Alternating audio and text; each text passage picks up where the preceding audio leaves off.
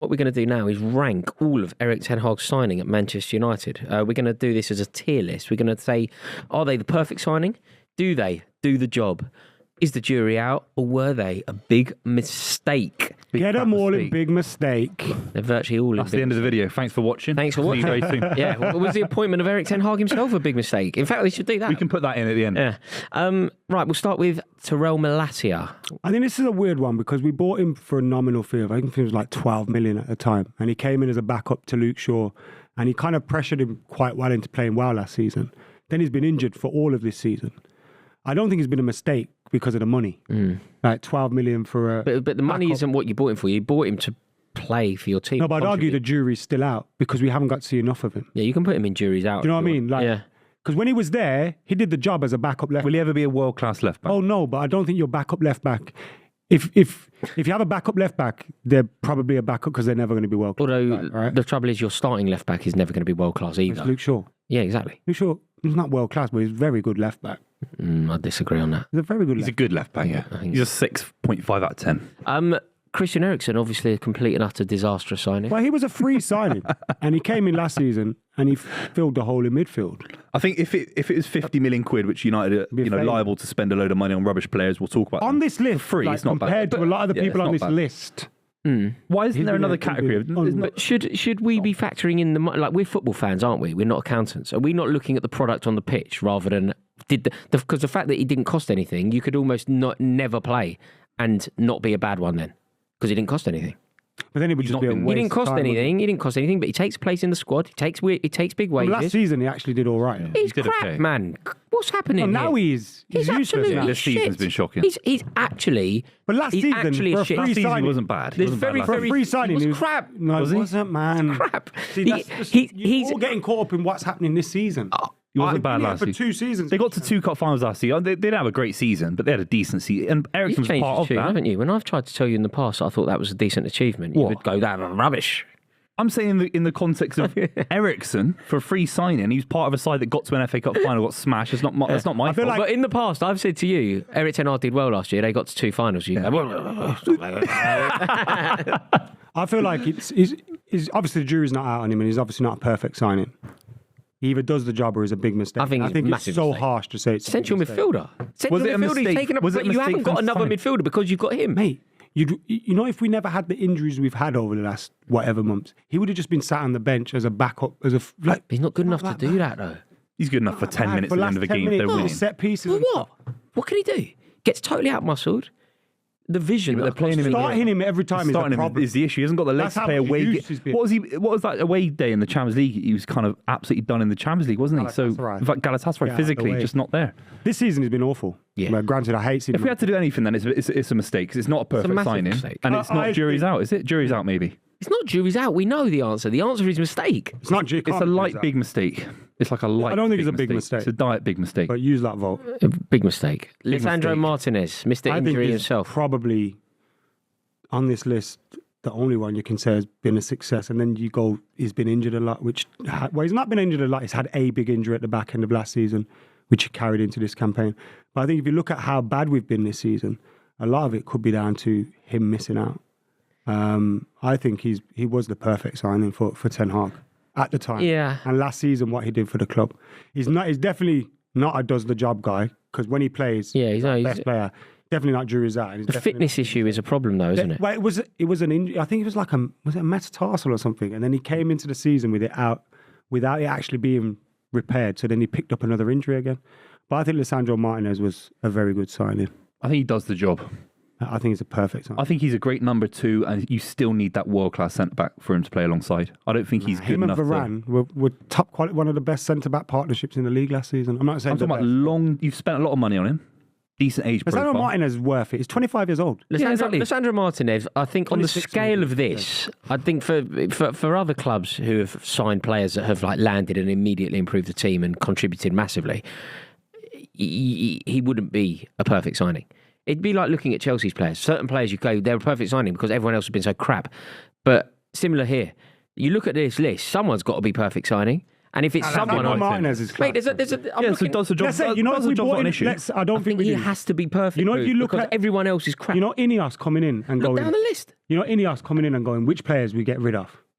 Lissandro Martin is on top of the tree. He's going nowhere. Trust me, he's one of our best players. I'm not saying he's bad. I'm not saying that's why he does the job. He's perfect. On the scale of this, I agree with you for other clubs, but on the scale of this, even for other clubs, you're saying he's a perfect signing for a diminishing what I'm saying is, Buvey, on this list, he is the best player. He is the best signing on this list, and therefore, simply by the logic that we are dealt here, he has to be the top one. Because he's the best of all of them. Logic he is. The only thing you got against him is he got injured. And he's not been consistently injured. He's had one big injury. But being injured, I do hold that against footballers. Whether that's right or wrong, I do. I do think it's... I hold it against Reece James. I did so earlier in this podcast. Reece James is completely different to Martinez, though. Like in that, Reece James comes back, gets fully fit, gets injured, comes back fully fit. That hasn't been the case with Martinez. It's one of the top two, don't get me wrong. It's perfect signing. Let's put him in perfect signing because he's literally the only one. Casemiro. Last season, I think he did the job. I think now, when you start to look at the end of the season, starting to look like a mistake. That's why, like, really, last season he was probably perfect signing, does the job. They spent all the money that they could have spent on him. Oh, I know. They spent the money on him. They could have spent that elsewhere and had somebody in the squad. Had somebody in the squad for the next 7 years. But big mistake. It's not a big mistake, man. I think it's a huge mistake. I think he did the job at the time.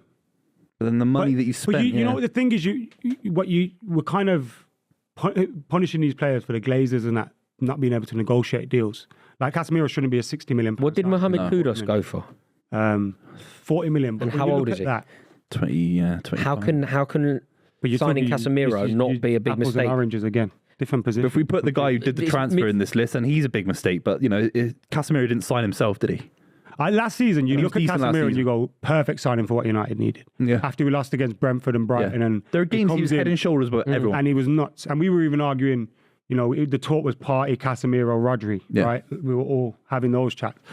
But then you look at it, he's on big wages.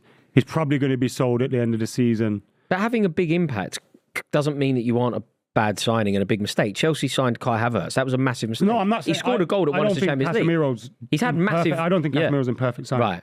That's not what I'm saying. He's either does the job. Because one of our biggest ever mistakes was at the epicenter of us. In fact, two. Werner as well. I think it could end up being a mistake, though.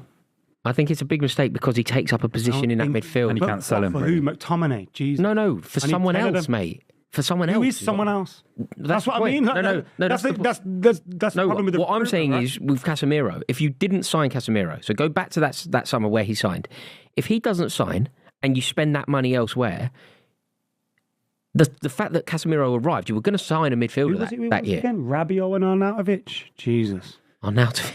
I think it's jury's out. We won't know until he leaves the club. He hasn't left the club yet. He's still there. A new manager might come in. He might not a big mistake. No, but you could say that about everybody that's still there, though. No. There's an argument last season. There's some of these where you go, fucking hell, that's a... They came top 4 last season, couple of cup finals. He was their best player. You can't think that Casemiro... It's true what you just said. He's not going to... Even this season is our top goal scorer. Before he got injured. When he got injured, he was our top goal scorer. He scored like 5 goals. The red cards are an issue. The red cards killed him as well, actually. I would put Casemiro as a big mistake, but you two can... I think it's one of the middle two.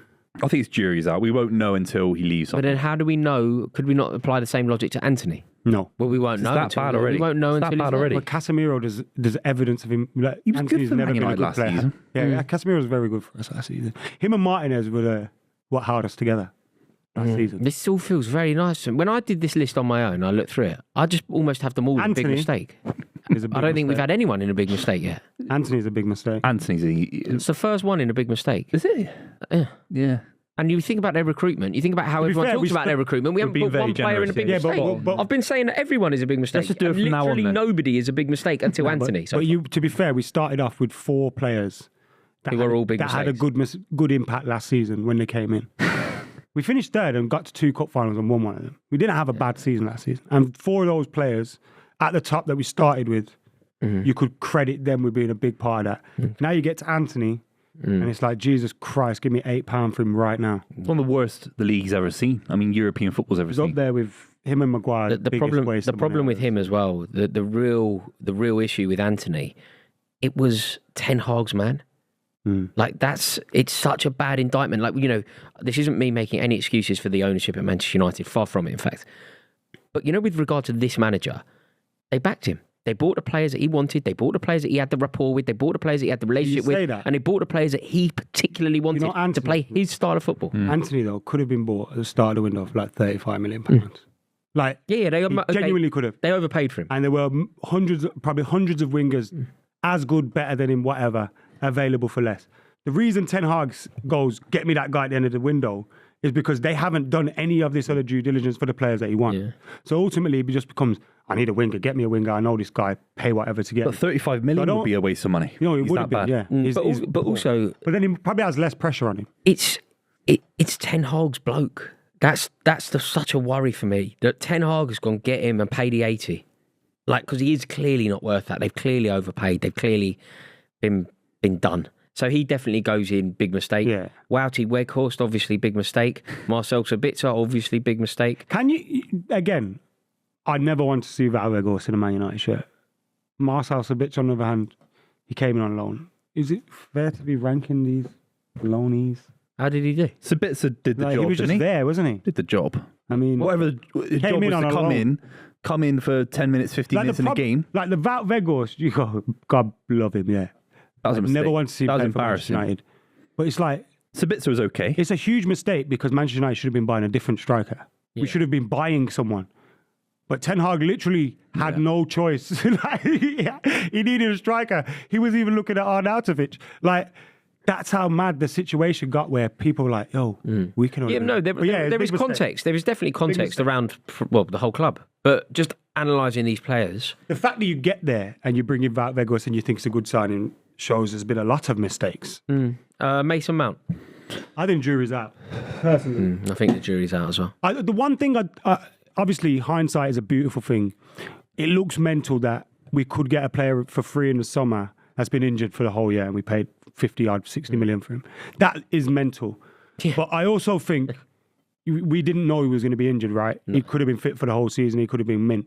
I do think he's a very good player. And I think to say he's been a big mistake so early. Yeah, he's a... Bro, I never said world-class, did I? I said very good. Yeah, he said very. Yeah, what's wrong with very good, bro? Play for a Chelsea team, help them win a Champions League. He's a very good player. I don't know if he's got it when he has played for you. I know he's injured at the moment. It's harsh to criticise him for that. But when he has played for United, even the last year at Chelsea, I thought he was poor. Doesn't do the basics well. Player, right? Doesn't do the basics well. I think he's a very... if he does anything well, it's the basics. Jesus Christ, Booth. If he does anything well, it's the basics. I don't know. I rate Mason Mount incredibly highly. I don't like Mason Mount a lot, but I rate him incredibly highly. I think he's a very good player. And I think if they can somehow form a midfield partnership, if he can get fit, if he can play regularly, and if Erik Ten Hag can get the best out of him, I think Manchester United have the exact player that they need. Is it a different manager, though? Like your point spot on, but with a two, let's say Tuchel came in. I'm not saying he would, obviously, but does Mason Mount flourish with a better manager? Because Ten Hag's struggling as a manager. Most players flourish with a better manager, don't they? Most players' performances will elevate with a better manager. But Mason Mount's a young person that needs an arm around him a little bit. You know, he has that with Southgate maybe for England a little bit, you know. I would say that the concern potentially for Manchester United, if you're a United fan looking at Mason Mount, the player that I'm talking about, that I do rate very highly and I annoyingly think it will come good for United, but the player that I'm basing my assessment on, I haven't seen play for probably 18 months. Which is a long time in his career. You know, he hasn't been like a first teamer in the Premier League for that long. So the fact that it was 18 months ago that the last time I really saw him have like a properly good game, that would be a concern. Yeah. But if he can find the form that he displayed under Lampard and then under Tuchel, Manchester United have a brilliant player on their hands. Decent price as well. The question will be, do you think that player is going to resurface? Is he going to reimagine himself? Is he going to rediscover that form? And I'd argue I don't think he's a Man United player. I mean, there was a time, mate, Mason Mount was a shoe-in for Southgate. Of course, yeah. Now he's not even going to. He had that shoe-in the World Cup, first game of the World Cup, and then he got dropped after that, didn't he? I know he was decent against France, won the penalty and all that. Yeah, he came on, yeah. Not for me. For me, the jury's out. Yeah, I think the jury's out. Yeah. The jury's out. Evans has been a bit of a success story on the scale of... He's played far too much than he would have even thought he would have played because of the injuries we've had. We brought him in as a fifth choice. He got so done, didn't he? He just ghosted past him. Who was that? Was it Forest?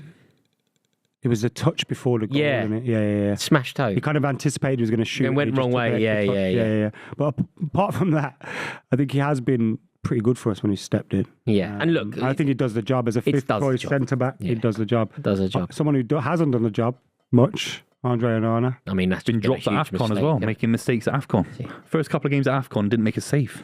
I saw it with Rigobert's song, didn't make a save. Really? Like, it literally missed saves. Yeah, I mean... It's mental what's going on there at Cameroon, because him and Samuel Eto'o had an issue.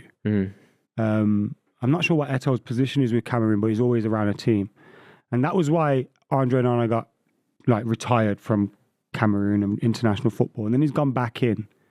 But they've never addressed the issue that was originally there. So then he played. Did you see when he was telling the attacker how to take a free kick? Really? He's just mental. Guy's mental, yeah.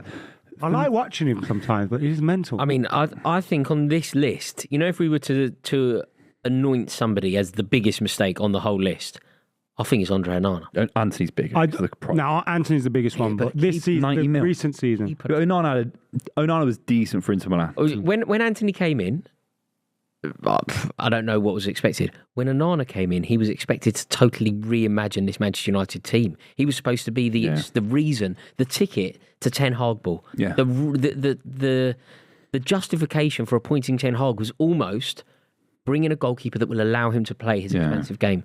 He was the answer. He was the oracle. Yeah. He was the promised land arriving at Manchester United. I can't believe how bad it's been.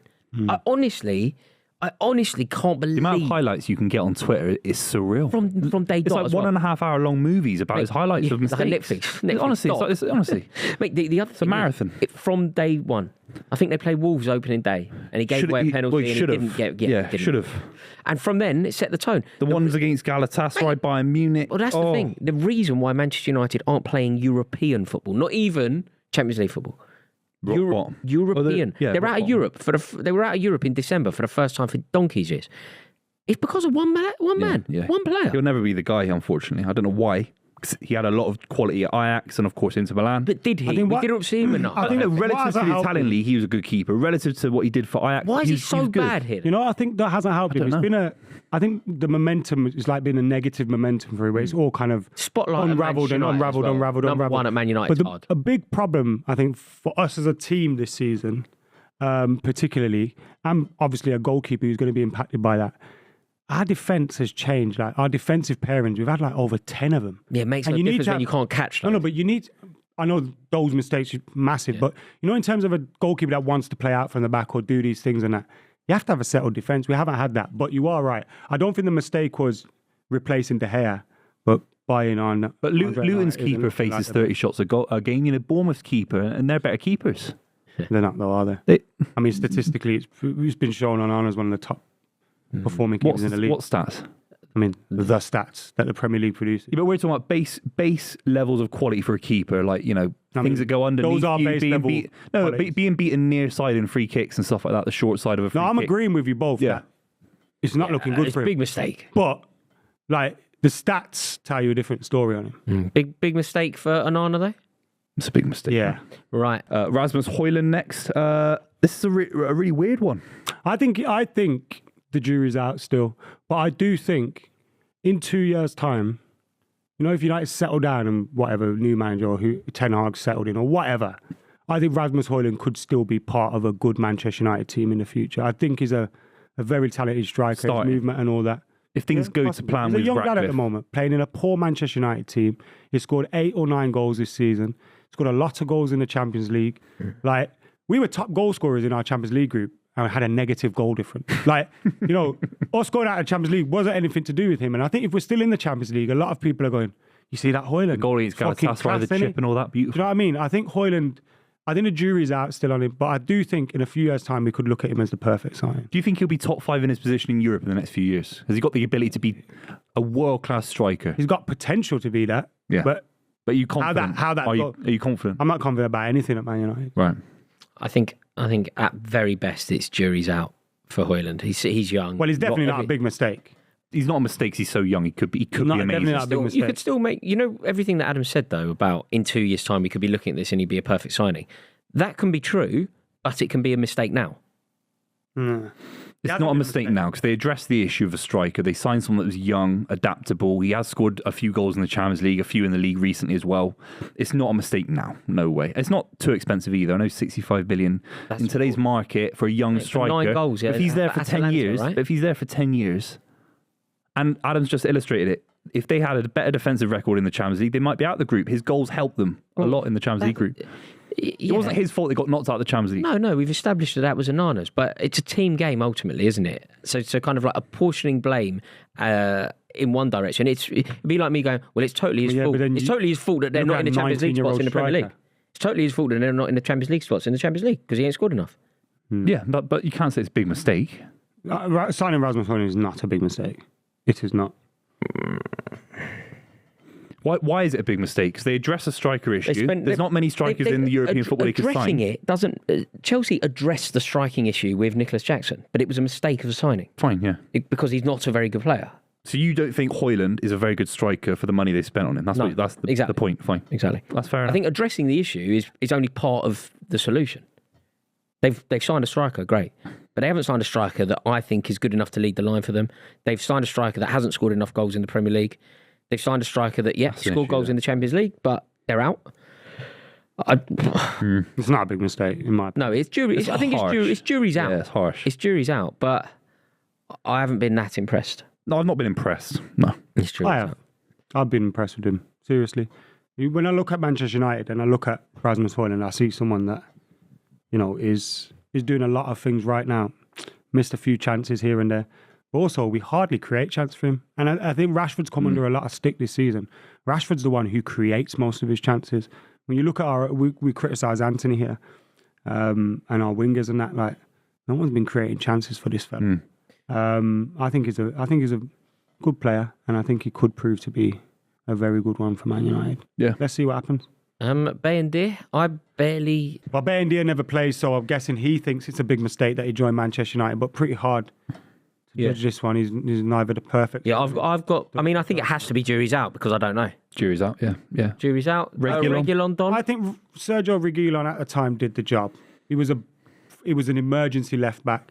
We were crap at the time, and I remember watching games thinking, Reguilon's all right. We were crap. I was thinking, this guy's all right. Look, it wasn't a big mistake because we only signed him because we had 3 injuries to fullbacks that we had already. Yeah. The jury's not out because he's left. He's not a perfect signing because we wouldn't have made him if we did. It just is what it is, isn't it? He did the job at the time. And finally, Sofian Amrabat. I thought this was going to be a really good signing. So did I. It was weird we made it so late in the window. We ended up making it on loan, which kind of then puts him on trial, which I find, like, you either want to be there or you're not. Do you know what I mean? Like, have you signed me or you're not? Like, and then he started where he was playing at left back. As we said, we had no left backs at a point in time, and he played well. And then he got dropped, and we played McTominay over him. And it's just, I still think the jury's out, but I don't mind him at all. I'm genuinely surprised that he hasn't played more. Considering the manager chased him for so long. It's whatever the level is at Man United, whatever we agree as football fans Man United should be. Should they be winning the league every season? Probably, in terms of the size of the club. Should Amrabat be in that midfield? No, he isn't good enough to be in that midfield. But for where United are at the moment, he's not bad. I don't think he's a bad player for United. He hasn't been good though, and some of his best performances have been when he's been at right back. That's the thing. He should at left back, but that's the thing. If you're a new signing, you come into a new team. All right, you come in late. We'll give you a little bit of allowance there, but the midfield's crap, bro. And you're a new signing. Yeah. You should be getting in there quite. Like Kobbie Mainoo come through, got in there. Also, there's a lot of injuries in the midfield. Like Mason Mount's not taking a spot off him in the middle. Do you know what I mean? Like he's basically being kept out of the team in the middle by players like Scott McTominay. Yeah, crap. Which could also suggest that the manager is making it wrong. Adam, let's play a quick game. Where would you put the manager out of these 4 tiers? Based on last season, he was perfect signing. Based on this season, a big mistake. And overall, jury's out, isn't it? It's so bad. I think he's on trial again. Like, you know what we just said about Amrabat? You know, between now and the end of the season. Been so bad, Adam, mate. I do think he's on trial. So bad, man. But you know what? Yeah, came 4th in the group. People behind Copenhagen. No, that's cool, man. But people like obviously rush to sack managers these days. And with the change above, I do want to see him given a chance. But having said that, with them coming in and looking to make appointments and looking to change things, he's on trial between now and the end of the season. Yeah, I think. And one of the things he has to do is, against Spurs, I didn't go to the game, but I watched it and I was shocked at the crowd. And if he can't get the crowd on side between now and in what sense? What, it was flat? Yeah. Like, we've had enough. It's not like we're booing. It's worse. It's worse. It's apathy. Yeah, it's worse. I've had it at Chelsea. It's worse. Under Benitez, it was that. It was just a complete sort of desolate. And I think people are behind the manager, but there's only so much you go. I had it with Stuart Pearce. Yeah, we didn't score for about 12 weeks or something. Desolate. Just total apathy. Just inertia in the stands. We had David James up front. It's the worst. It reminds me of Ten Hag a little bit.